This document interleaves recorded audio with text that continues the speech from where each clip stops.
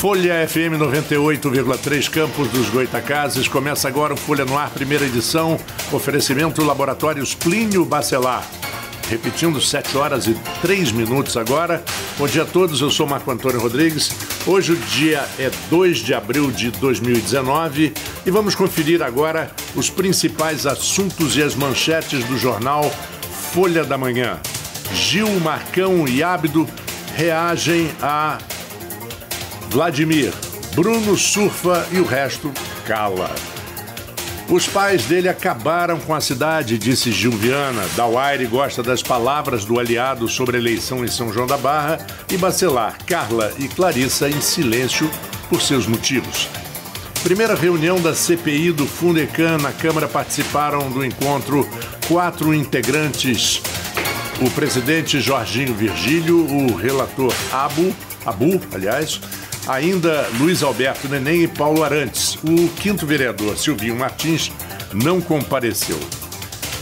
O Porto em crescimento. Árabes investem mais no Complexo do Açu. A participação do fundo Mubadala de Abu Dhabi passa de 8% para 30%. No esporte, alguns assuntos interessantíssimos na Folha de hoje, como o Paraesporte tem 100 novos alunos. O presidente do Americano depõe hoje na sede do Tribunal de Justiça Desportiva sobre sua denúncia sobre suposta manipulação de resultados e estão definidas as semifinais do Carioca. No Folha 2, a trajetória da bailarina negra na Vila Maria. A mostra Mercedes Batista, o Corpo e Dança, destaca a carreira da artista campista que integrou o corpo de baile do Teatro Municipal. No Folha no Ar, primeira edição, teremos, como sempre, a participação do jornalista Arnaldo Neto, editor-geral da Folha da Manhã, e a Luísio Abreu Barbosa, diretor de redação. Bom dia, Arnaldo. Bom dia, Luísio. Aquela matéria que vocês fizeram na semana passada com o Vladimir está dando filhotes. Bom dia, Marco. Bom dia, Arnaldo. Bom dia, Pedro, que está aqui já no estúdio. A gente não é uma exceção. A gente sempre, quando faz a entrevista, a gente repercute ela no domingo, a gente repercute ela na segunda-feira para a edição de terça. E essa não é uma novidade, mas Gil pegou, foi criticado por por Vladimir na entrevista e realmente respondeu de maneira forte, falando que... Porque é o seguinte, Gil deu uma entrevista anterior, lá atrás, à Folha, e falou que a Venda do Futuro, que é como ficou conhecida a seção de royalties de Campos, das vendas futuras de royalties de Campos, pelo Casal Garotinho, perdão, disse que ela foi um desastre. Isso foi em fevereiro, a entrevista. E aí, agora em março, o Vladimir foi questionado sobre isso e respondeu tanto. Também havia sido criticado por Rodrigo Bacelar, né, em outra entrevista, e Vladimir respondeu falando que Rodrigo e Gil tinham que se definir politicamente. Que disse que não era do grupo de Rafael, mas tem vereadores do grupo da base de Rafael, e que na eleição eles estariam ligados ao grupo de Rafael.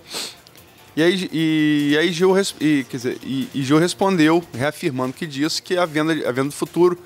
Porque é o seguinte, Gil, como vereador, ele era aliado dos Garotinhos, até a venda do futuro. A venda do futuro, ele vota contra e, a partir daí, ele rompe com os Garotinhos. Né? E Gil respondeu aí a Vladimir. Também Marcão e Ábido, Marcão, secretário de Desenvolvimento Humano e Social, e Ábido, secretário de Saúde, novo secretário de Saúde, também citados criticamente por Vladimir, também responderam de maneira forte às críticas de Vladimir. Bom dia Luiz, bom dia delegado, bom dia Marco Antônio, bom dia aos ouvintes do 98.3.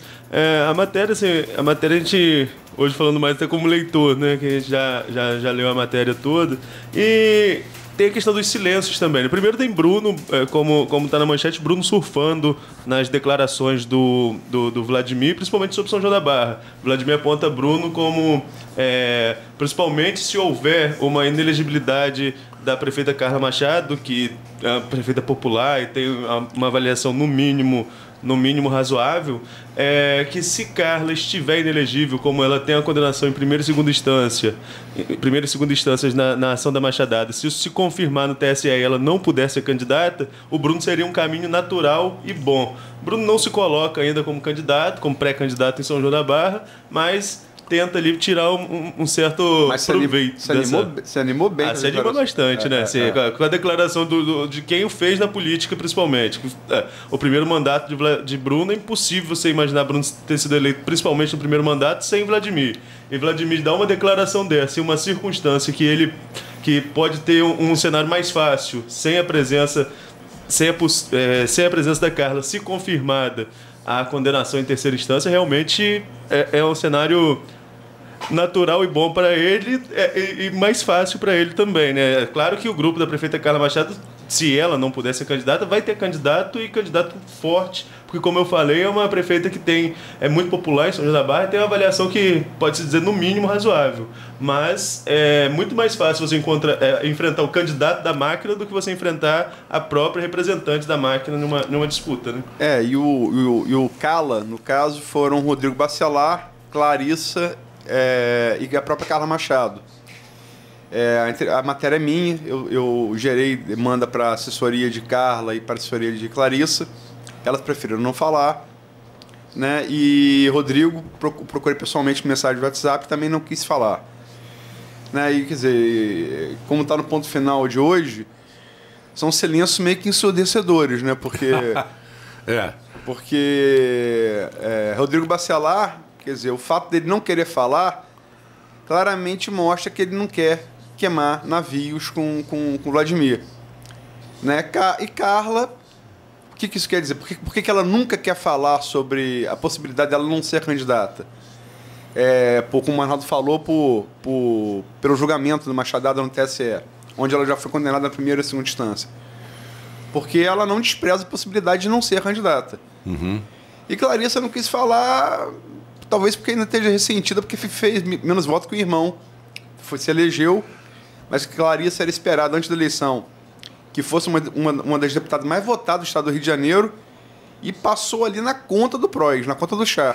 Aloysio, se comparar os votos, compararmos os votos que Clarissa teve nessa eleição com a primeira, foi uma diferença muito grande. Não, sim, por isso. E além de ter ficado com uma votação muito aquém do esperado, ela ficou com menos votos do que o irmão. Uhum. Se esperava, sobretudo na capital, quer dizer, Vladimir é muito conhecido aqui. Inclusive, ele fala isso na entrevista. Agora, no Grande Rio, a conhecida é Clarissa. Clarissa, claro.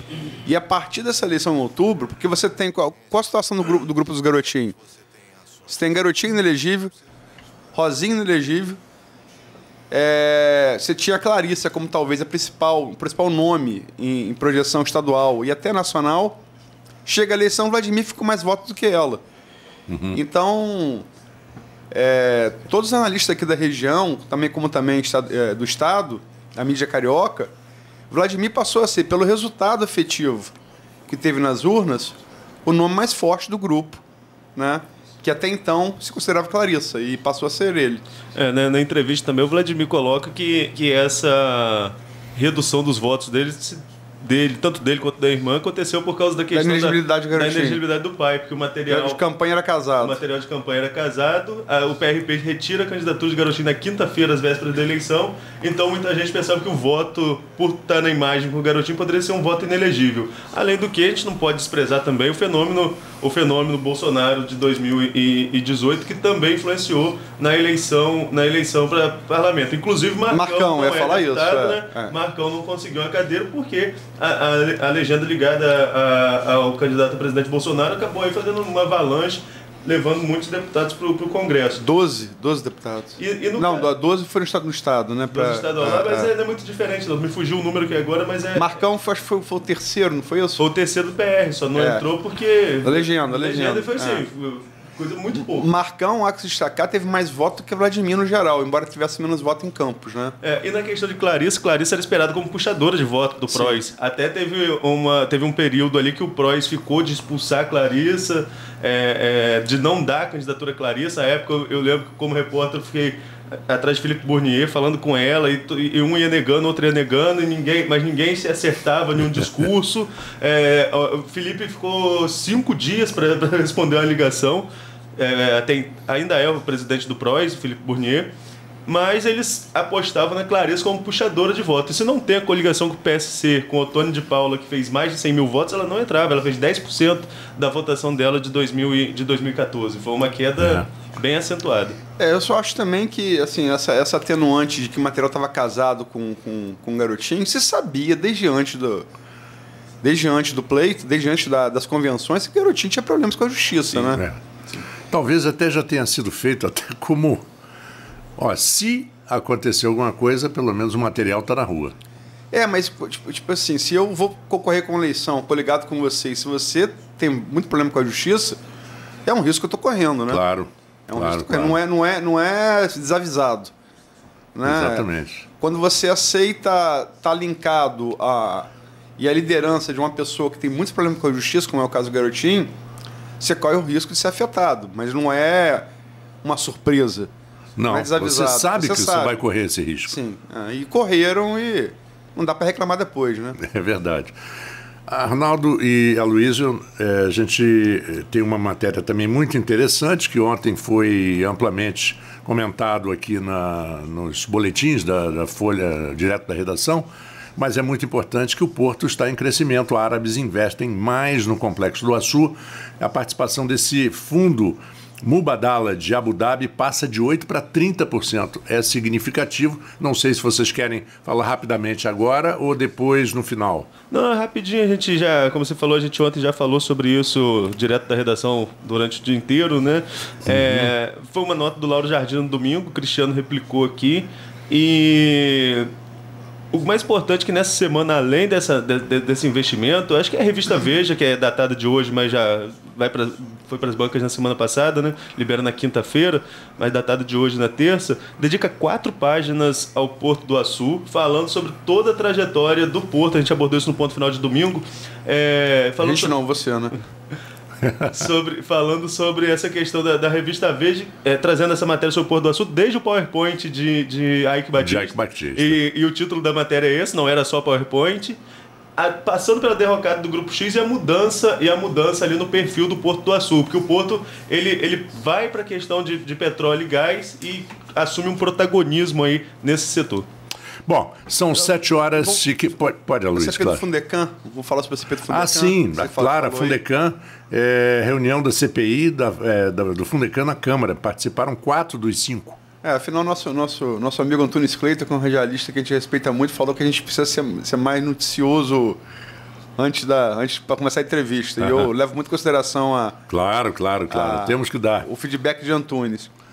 É o seguinte, ontem foi a primeira reunião do CP do Fundecam. Ela é presidida por Jorginho Virgílio. Tem como relator o vereador Abu. O mesmo erro que eu. Eu tô no seu Abu.